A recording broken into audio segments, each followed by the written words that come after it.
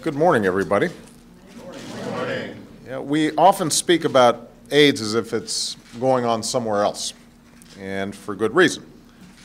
This is a virus that has touched lives and decimated communities around the world, particularly in Africa. But often overlooked is the fact that we face a serious HIV/AIDS epidemic of our own, right here in Washington, D.C., and right here in the United States of America. And today, we are taking two important steps forward in the fight that we face here at home. It has been nearly 3 decades since this virus first became known. But for years, we refused to recognize it for what it was. It was coined a gay disease. Those who had it were viewed with suspicion. There was a sense among some that people afflicted by AIDS somehow deserved their fate and that it was acceptable for our nation to look the other way. A number of events and advances over the years have broadened our understanding of this cruel illness. One of them came in 1984, when a 13-year-old boy from central Indiana contracted HIV/AIDS from a transfusion. Doctors assured people that Ryan White posed no risk to his classmates or his community, but ignorance was still widespread. People didn't yet understand or believe that the virus couldn't be spread by casual contact. Parents protested Ryan's attendance in class. Some even pulled their kids out of school. Things got so bad that the White family had to ultimately move to another town. It would have been easy for Ryan and his family to stay quiet and to fight the illness in private. But what Ryan showed was the same courage and strength that so many HIV-positive activists have shown over the years and show around the world today. And because he did, we didn't just become more informed about HIV/AIDS, we began to take action to fight it. In 1990, the year Ryan passed away, 2 great friends and unlikely political allies, Ted Kennedy and Orrin Hatch, came together and introduced the Comprehensive AIDS Resources Emergency Act, the CARE Act, which was later named after Ryan. In a few minutes, I'm going to sign the 4th reauthorization of the Ryan White CARE Act. Now, in the past, policy differences have made reauthorizations of this program divisive and controversial. That didn't happen this year. And for that, the members of Congress that are here today deserve extraordinary credit for passing this bill in the bipartisan manner that it deserves. Tom Harkin and Mike Enzi in the Senate, we are grateful to you for your extraordinary work. Speaker Pelosi, who's always leading the charge on so many issues, Frank Pallone Jr., Joe Barton, Barbara Lee, and Donna Christensen in the House, thank you for your extraordinary work. Oh, don't worry, I'm getting to Henry. And Nancy's always looking at for members, but we've got a special section for Henry.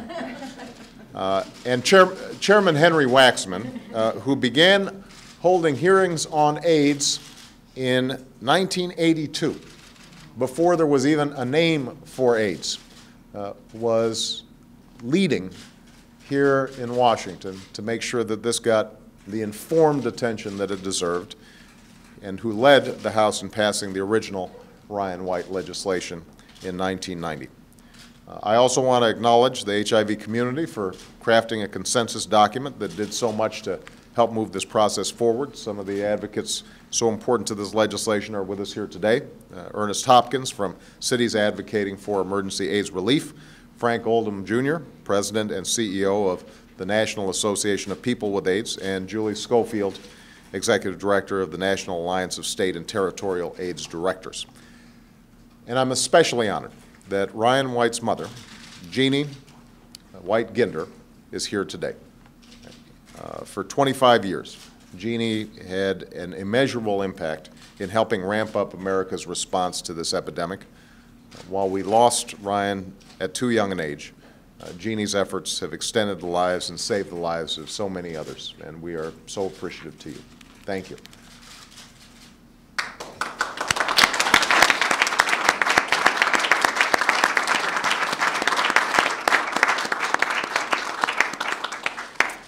You know, over the past 19 years, this legislation has evolved from an emergency response into a comprehensive national program for the care and support of Americans living with HIV/AIDS. It helps communities that are most severely affected by this epidemic and often least served by our healthcare system, including minority communities, the LGBT community, rural communities, and the homeless. It's often the only option for the uninsured and the underinsured, and it provides life-saving medical services to more than 500,000 Americans every year in every corner of the country. It's helped us to open a critical front on the ongoing battle against HIV/AIDS. But let me be clear, this is a battle that's far from over, and it's a battle that all of us need to do our part to join. AIDS may no longer be the leading killer of Americans ages 25 to 44, as it once was, but there are still 1.1 million people living with HIV/AIDS in the United States, and more than 56,000 new infections occur every single year. Some communities still experience unacceptably high rates of infection.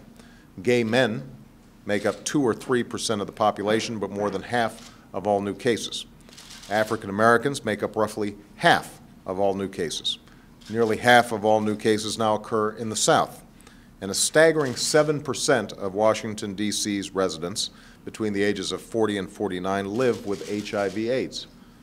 And the epidemic here isn't as severe as it is in several other U.S. cities.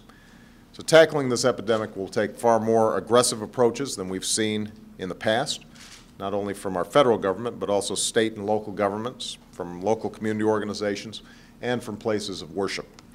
But it will also take an effort to end the stigma that has stopped people from getting tested, that has stopped people from facing their own illness, and that has sped the spread of this disease for far too long. A couple of years ago, Michelle and I were in Africa, and we tried to combat this stigma when we were in Kenya by taking a public HIV/AIDS test. And I'm proud to announce today we're about to take another step towards ending that stigma. 22 years ago, in a decision rooted in fear rather than fact, the United States instituted a travel ban on entry into the country for people living with HIV/AIDS. Now, we talk about reducing the stigma of this disease, yet we've treated a visitor living with it as a threat. We lead the world when it comes to helping stem the AIDS pandemic, yet we are one of only a dozen countries that still bar people from HIV from entering our own country. If we want to be the global leader in combating HIV/AIDS, we need to act like it. And that's why on Monday, my administration will publish a final rule that eliminates the travel ban, effective just after the new year. Congress and President Bush began this process last year, and they ought to be commended for it. We are finishing the job. It's a step that will encourage people to get tested and get treatment. It's a step that will keep families together, and it's a step that will save lives. And we are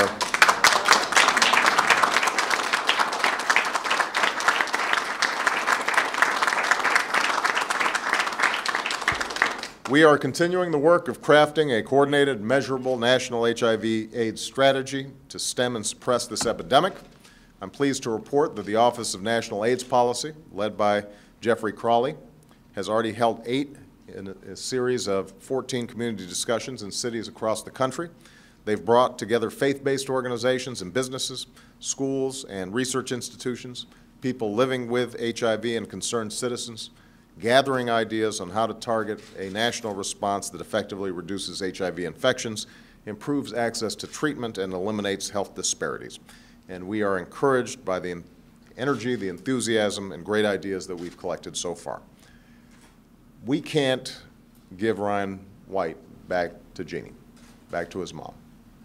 But what we can do, what the legislation that I'm about to sign has done for nearly 20 years, is honor the courage that he and his family showed. What we can do is to take more action and educate more people. What we can do is keep fighting each and every day until we eliminate this disease from the face of the earth. So with that, let me sign this bill.